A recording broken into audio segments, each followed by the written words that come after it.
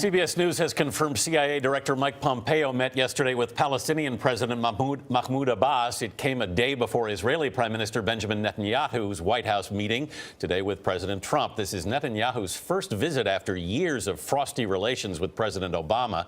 Jan Crawford is in Washington with how the president's advisor and son-in-law, Jared Kushner, is playing a key role in shaping Trump administration foreign policy. Jan, good morning. Well, good morning. So Jared Kushner has really emerged as a quiet force in the Trump White House. He serves as a main conduit with foreign contacts in Mexico, China, Canada, among others. But when it comes to Israel and the Middle East, the stakes are especially high. And for Kushner, it's also personal. If you can't produce peace in the Middle East, nobody can. President Trump declared that his son-in-law Jared Kushner could broker the toughest deal in the world, lasting peace between Israelis and Palestinians. Jared's agenda is not confused. It's perfectly aligned with the president's.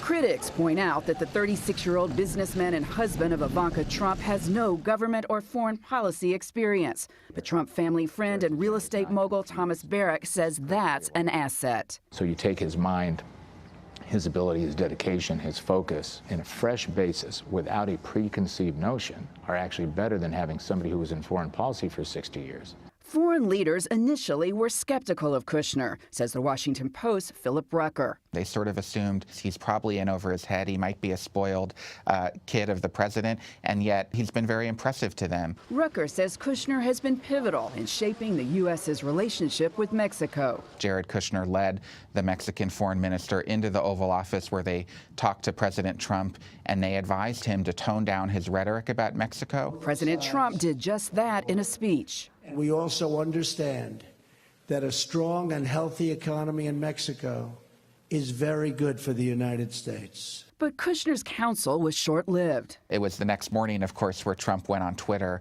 and got into a feud with the president of Mexico, and the whole thing seemed to blow up. Kushner's value, according to Thomas Barrack, lies in his ability to listen and distill information, and to do so without an agenda. He understands how the president thinks probably better than anybody. And most importantly to the president, he's trustworthy. Critics say Kushner, an Orthodox Jew, is pushing Trump toward a more hardline stance on Israel.